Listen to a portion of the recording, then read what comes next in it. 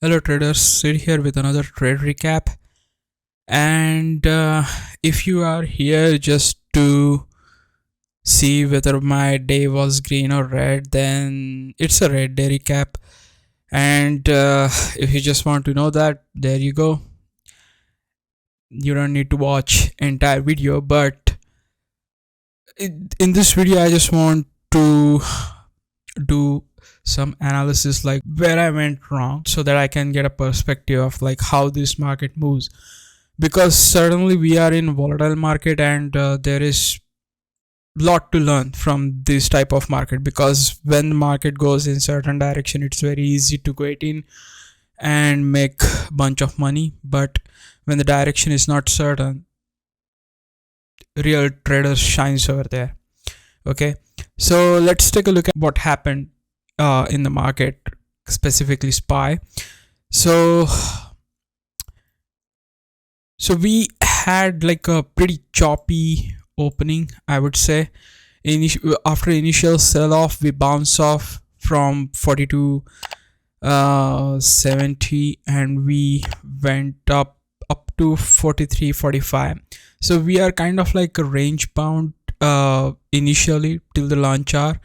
But one thing that if you noticed over here, we were forming this ascending kind of like a bullish wedge formation, and then we broke from that, and then we reached up to 4400, and after that we sold off pretty aggressively. And if you see the SPY, we had similar action going on here. So this trend line broke around like noon, around like 1:30, and we had a pretty aggressive rally up to 43.49, and I was expected it to go to 440 and somewhat around 442 443 range, but that didn't happen. It failed aggressively over here, and if you take a look at the overall picture, considering today and the previous day, we reached to this high almost like this candle where the market ends yesterday, and from that point we just rejected hard, and then we bounced in the after hours. But if you take a look at the ES5 on a 5-minute chart, we have this kind of like a diamond shape formation, and that's pretty concerning. And we have FOMC meeting tomorrow, so God knows what's going to happen tomorrow. Probably we will see some kind of like a either if we gapped down, probably we will see similar kind of action where initial sell off, then kind of like a rally towards the upside till FOMC meeting, and after that everything depends after from that point onward. Everything depends on what Powell speak. Okay, whatever he says, it depends on that.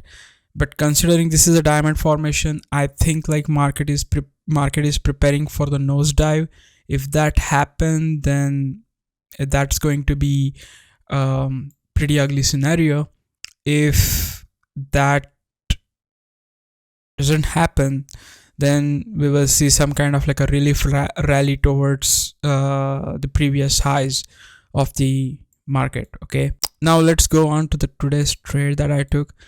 So I was watching right when the market opened. I was just watching to get into the trade, but I didn't jump into the trade because I don't know, I just wanted for the market to pick the direction, and I initially missed the whole downside from the high at 434 towards 427, where the market reverses and moves towards the upside.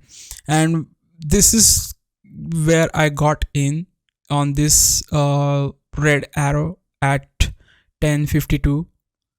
So on this candle I got in for, I bought like 434 calls. Let me see. Yeah, I bought 434 calls for the 540, and I expected it to move towards the upside, because of the like pressure that bulls were building. And usually, like, what I want to see in this moving average crossover indicator is that the gap between two indicators, that slow moving and the fast moving. So this is a slow moving, this is the fast moving, and if there is a huge gap, then usually it indicates the continuation of the trend towards the same direction. But that didn't happen. It reverses back, and kind of like I sold off my position when it broke the view app, because I was not sure like whether it's going to continue the trend towards the desired direction or not. So that was kind of like a big loss for me. So I lost around like almost like $1 per contract. So $200 lost over there. And this trade that I got into at 1 p.m. No, at 3 p.m. Sorry, 3 or 2 p.m. So let's go to active trader and let's take a look at 302. Yeah, somewhere around here. And I bought accidentally. I sold like a put option, and that was not my intention to sell a put option. So when I realized my mistake, I immediately closed my position for $24 loss. So as you can see here, I bought two contracts at 370 and sold and bought it back for 382. So almost like a $12 cents loss per contract. So that is like $24. So overall, today was not a good day. Overall, I lost $226, but that's okay. I'm just trying to focus on SPY, because trading SPY is a bit easier than trading other stocks. You can basically determine where it's going to bounce, where it's not going to bounce, where is the resistance, where is the demand zone, where is the supply zone.